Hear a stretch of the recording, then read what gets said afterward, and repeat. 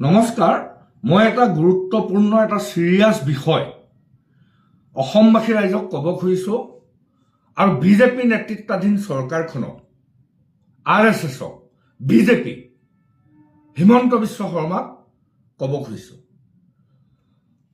ইতিমধ্যে নৰেন্দ্ৰ মোদী ডাঙৰীয়াই কৈছে, কি বুলি কৈছে, যে দেশৰ অৰ্থনৈতিক অৱস্থা বেয়া, বিদেশলৈ নাযাব। বিজেপি দলৰ মানুহে কৈছে মিঠাতেল নাখাব। এনেকুৱা পৰিস্থিতিত অসমৰ মুখ্যমন্ত্ৰী এটেনশ্যন ডক্টৰ হিমন্ত বিশ্ব শৰ্মা, বিধায়কসকলে যিসকলে বিধায়ক আৱাস নাপাব তেওঁলোকক 60,000কৈ মাহেকীয়া, এক মাহত 60,000কৈ ভাড়া ঘৰৰ নামত টকা দিয়া হ'ব।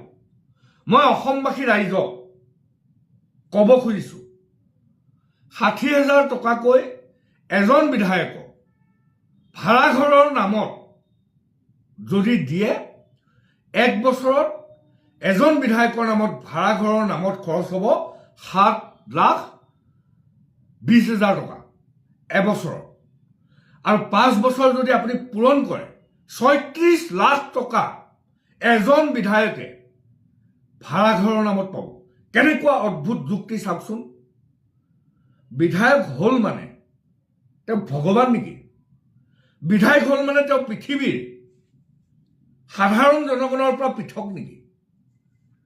মই আজি নিজে ভাবি চাইছোঁ যে এখন গুৱাহাটীৰ নিচিনা মহানগৰত থাকিবলৈ ভাড়াঘৰৰ নামত এজন বিধায়কৰ 60,000 প্ৰয়োজন হয় নেকি?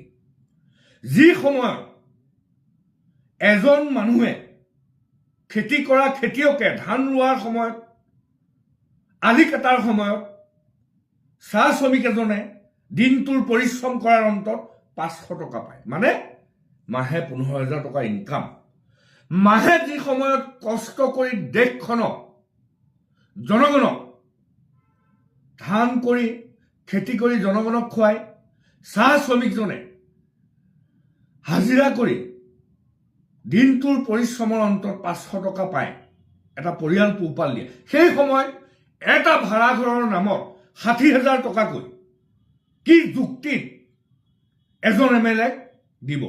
মই আকৌ কৈছোঁ, 60,000 টকাকৈ যদি মাহেকত দিয়ে এজন MLA ভাড়া ঘৰৰ নামত, 60,000 পূৰণ 12 মাহ 7,20,000, 7,20,000 পূৰণ 5 বছৰ 36 লাখ টকা।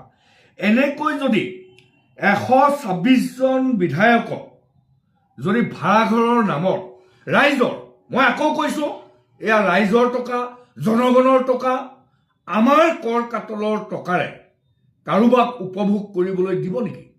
বিনা কাৰণত 60,000 টকাকৈ। এয়া হৈছে সমগ্ৰ জনতাক, সমগ্ৰ মানুহক অন্যায় কৰিছে কোনে? বিজেপি নেতৃত্বাধীন চৰকাৰখনে। আৰু ইয়াক কেতিয়াও কোনেও অসমবাসী ৰাইজে এই কথা মানি নল'ব। মই এটা হিচাপ কৰিছোঁ যে 126জন বিধায়কক যদি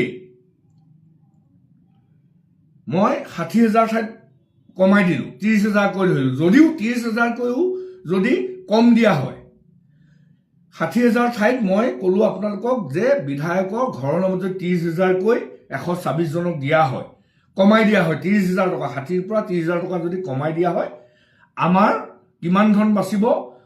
এক মাহত বাচিব 37,80,000। এক মাহত বাচিব 37,80,000 আৰু এক বছৰত বাচিব 4,53,60,000। আৰু 5 বছৰত যদি 60,000 টকাটো আধা কৰি দিওঁ এজন বিধায়কৰ ঘৰৰ ভাড়া ঘৰৰ যি মূল্য, তেতিয়াহ'লে 5 বছৰত বাচিব 22,68,00,000 টকা। আৰু 22,68,00,000 টকা যদি বাচে,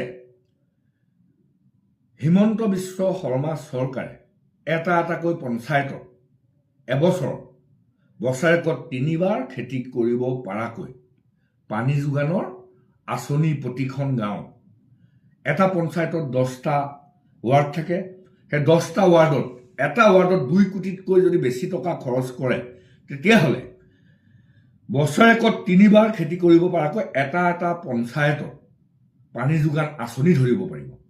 মই সমগ্ৰ অসমবাসী ৰাইজক অনুৰোধ কৰিব খুজিছোঁ, যি ধৰণে বিজেপি নেতৃত্বাধীন চৰকাৰখনৰ দিনত এনেকুৱা ধৰণৰ আজব যিবিলাক সিদ্ধান্ত লৈছে, এই সিদ্ধান্তবিলাকৰ বিৰুদ্ধে অসমৰ প্ৰতিজন গণতান্ত্ৰিক মনৰ মানুহ, প্ৰতিজন ৰাজনৈতিকভাৱে সচেতন মানুহে এই যিটো বিধায়কৰ ভাড়াঘৰৰ মূল্য 60,000 টকা কৰিছে, ইয়াক তীব্ৰ বিৰোধিতা কৰক। আৰু আমি দাবী উত্থাপন কৰিছোঁ যে 60,000 ঠাইত 30,000 টকা দিলেও এজন বিধায়কে এখন মহানগৰত ধুনীয়াকৈ পৰিয়ালটো ভাড়া দি থাকিব পাৰিব। গতিকে এই ধৰণে জনগণৰ পইচাৰে জনগণৰ পৰা টেক্স লৈ যি বিধায়ক হলো বুলিয়ে বিধায়কসকলক ৰজাৰ দৰে যি ৰক্ষা কথা চিন্তা কৰিছে, এয়া সম্পূৰ্ণৰূপে অন্যায় হৈছে। এই সিদ্ধান্ত এজন বিধায়কক এটা ভাড়াঘৰৰ নামত 60,000 টকা সিদ্ধান্ত বাতিল কৰিবলৈ অনুৰোধ জনাইছোঁ। ধন্যবাদ। জয় আই অসম।